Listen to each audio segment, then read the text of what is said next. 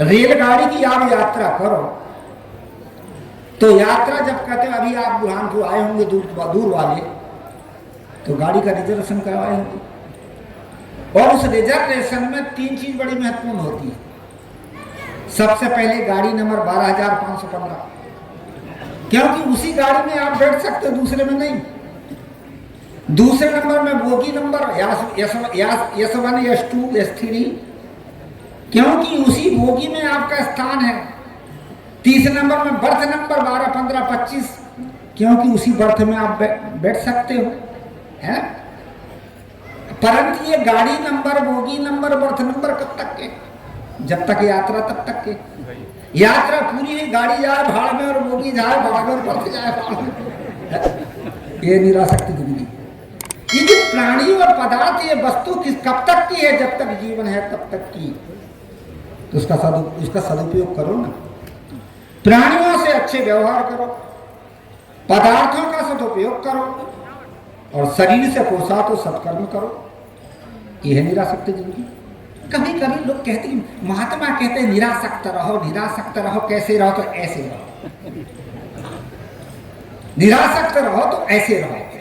एक राजा था और राजा ने एक बहुत बड़ा प्लाट चुना, और उस प्लाट में उसने ये मन बनाया कि इसमें बगीचा लगाऊंगा। मालियों को बुलाया, माली आए, मालियों से कहा, माली जी ये बगीचा तैयार करना, लगाना है। हाँ सरकार लगाएंगे, हम तो माली हैं। कह पर ऐसे लगाना कि कैसे, कि बाग लगे पर लगने ना पावे। माली के बड़ा कर एक तरह लगे और लगने में भी पावे, सरकार है तो हमसे नहीं होगा। सब घबरा के चले गए। एक माली था, वो वृद्ध था, समझदार था, विवेकी था। राजा के पास में आकर, सरकार मैं आपका बगीचा लगाऊंगा। राजा ने कहा, भाई जो सबके लिए प्रश्न रखा गया था वो तेरे लिए भी है, बाग लगे पर लगने न पावे। कह सरकार ठीक है वैसे ही लगाऊंगा।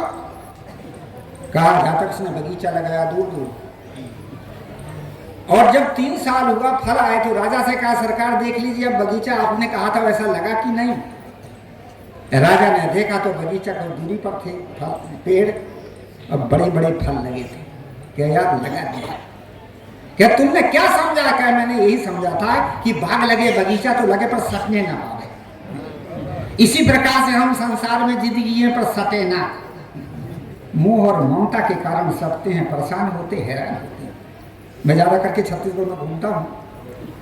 एक बूढ़ा बाबा आ गया, रोने लगा। तो बाबा क्यों रोते हो? कहा, गुरुजी लड़का एक ही है। उनका है तो कुछ तो है, क्या पूरी तो सुना? उनका सुना भाई।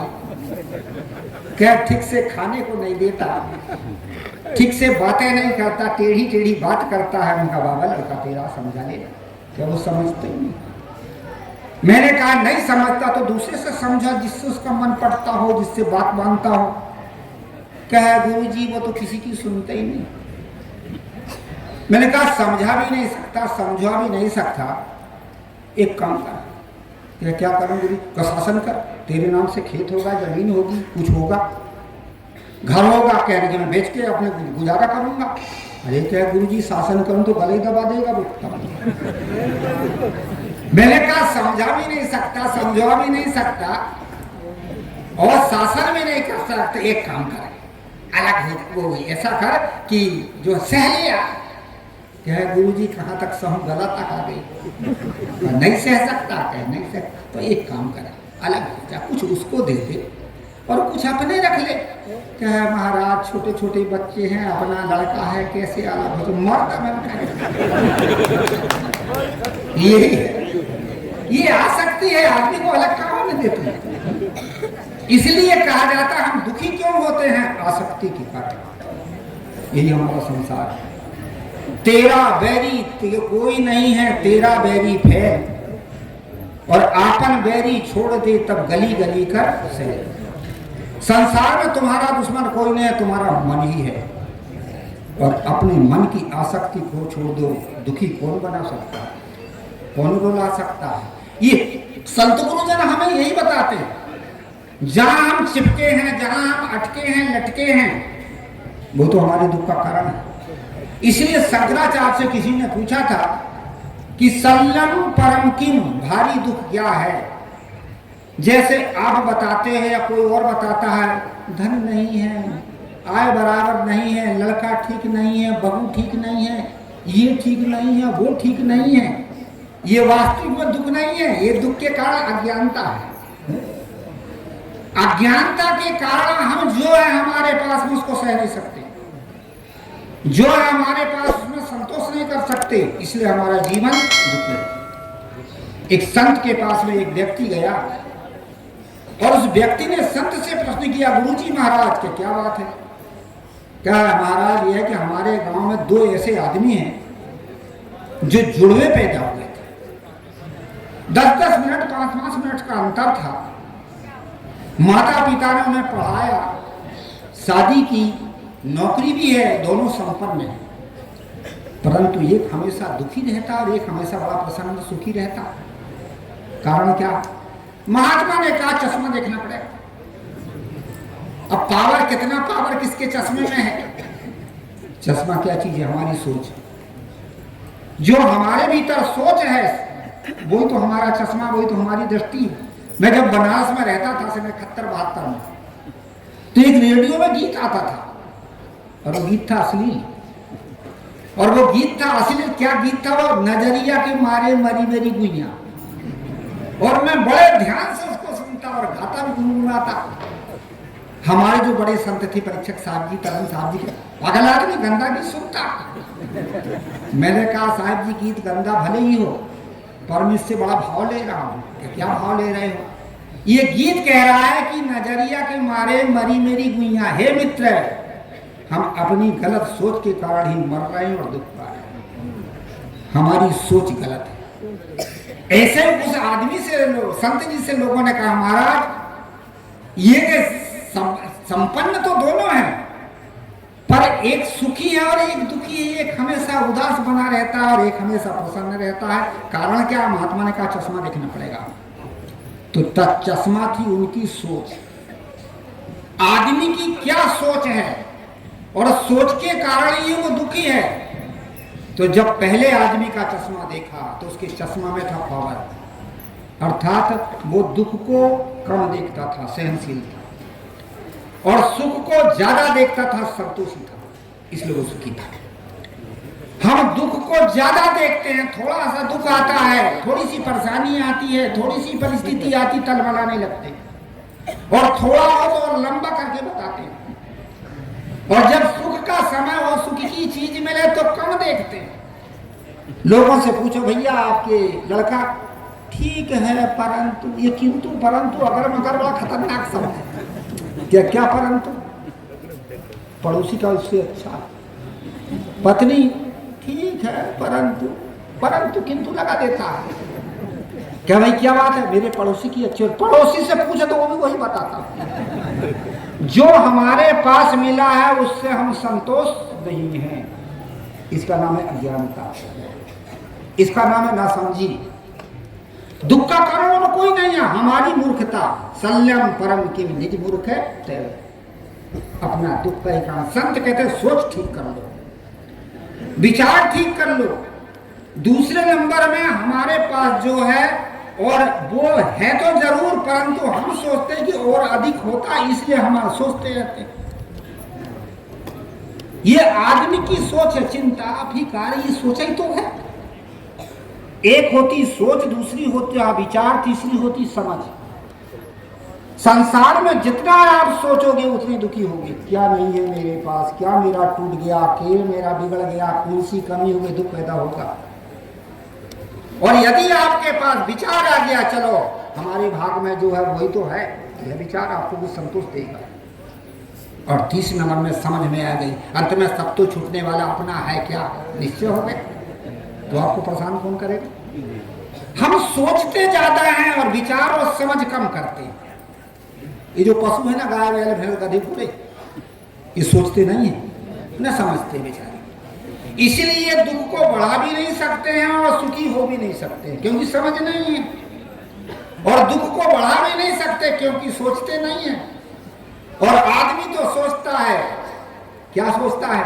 खाने को मिल जाए तो खाने को मिल गया, तो जेब भरने को सोचता है, जेब भर जाए तो घर भरने को सोचता है, घर भर जाए तो क्या क्या सोचता है। दुखी है। मैं बता रहा था कि महात्मा ने बताया कि इसके चश्मा में पावर है, इसके जीवन में जब दुख आता है तो सह लेता है और सुख आता है तो संतोष कर लेता है। दूसरे आदमी का जब चश्मा देखा तो उसके चश्मा में पावर नहीं था, इसलिए वो क्या था कि जब दुख आता था तो दुख को ज्यादा देखता था और जब सुख आता तो सुख को कम देखता था, इसलिए वो असंतोषी था, असंतुष्ट था, दुखी था, परेशान था। तो इसी प्रकार से हम संसार में तो रहते हैं, पर संसार में रहने पर भी हम विवेक और विचार की जरूरत है, वो हम नहीं कर पाते, इसलिए हम जीवन में अशांत हैं, दुखी हैं। सदगुरु कबीर साहब कहते, बाबू ऐसो है संसार तुम तिहारो, तुम्हारा संसार छूट गया। एक सूत्र और बताऊं, आप रेलगाड़ी में आए और कई बार अनुभव किए होंगे, जब रेलगाड़ी में बैठते हो तो पास की चीज देखते हो, घर खेत झाड़, तो कैसे लगता है सब पीछे भाग रहे हैं, छूट रहे हैं। और जब दूर की देखते हो तो कैसे देखते हो, सब आगे भाग रहे हैं। और आपके पास में क्या रहता है, वही खिड़की जिसके किनारे आप बैठे। इसका उदाहरण जो मिला वो छूट रहा, जो चाहते हैं वो भाग रहा, मिलता ही नहीं, और जो मिलता है वो पूरा पड़ता नहीं, और जो पूरा पड़ता है वो भाता नहीं, अच्छा नहीं लगता। यही तो दुख होता है। जो मिला है वो छूट रहा है, छूटेगा ही छूटेगा। और जिसको आप चाहते हो वो मिलता नहीं, और जो मिलता है वो पूरा पड़ता नहीं, और जो पूरा पड़ता है वो अच्छा लगता नहीं। यही तो दुख का कारण है, यही है संसार। इसलिए कहा जाता है कि बाबू ऐसो है संसार तिहारो, तुम्हारा संसार दुख रूप है। और यहाँ क्या है, यह कली व्यवहार। यहाँ कली माने पाप का व्यवहार होता है। कली का अर्थ होता है पाप, लक्षण अर्थ है। कहते कलयुग में पाप ज्यादा हो गया। अरे सतयुग त्रेता युग में सब जगह पाप और पुण्य थे, अच्छे और बुरे लोगों के पास शुभ अशुभ संस्कार थे, तो पाप पुण्य तो होगा ही होगा। पर एक लोगों में मानता है पाप का अर्थ होता है, कली का अर्थ होता है लक्षण अर्थ लिए तो पाप का व्यवहार। अब हम पाप का तो व्यवहार करते इसलिए दुखी। अब कौन सा व्यवहार करते हैं? सबसे पहले पाप का ये व्यवहार करते हो कि आपके पास में अधिकार भावना और अहंकार भावना, इसलिए आप पाप करते हो। आपके पास में भावना हो जाए, धर्म भावना और कर्तव्य भावना, तो आप पुण्य नहीं कर सकते। अधिकार भावना है और अहंकार भावना, अहंकार है मैं बाप का बेटा हूं। अधिकार भावना है बाप का संपत्ति में मेरा अधिकार, तो पाप तो करोगी करोगे। इसीलिए आपके पास में क्या आ जाए, धर्म भावना और कर्तव्य भावना। मैं मानव हूं और मेरा धर्म है कर्तव्य पालन पूरा करना है। मैं बाप का बेटा हूं, इसलिए माता पिता की सेवा करना मेरा कर्तव्य है। ये कर्तव्य भावना होगी तो आप कर्तव्य करोगे, आपको अधिकार स्वयं मिल जाएगा। अधिकार अहंकार से नहीं मिलता, अधिकार जो है पाप से नहीं मिलता, अधिकार मिलता है कर्तव्य से। लोग कहते कि पहले लोग अच्छे थे रहे होंगे, परंतु क्या था कि उनके पास कर्तव्य भावना और धर्म भावना था, और आज अधिकार और अहंकार भावना हमारे भीतर है, इसलिए हम अशांत हैं।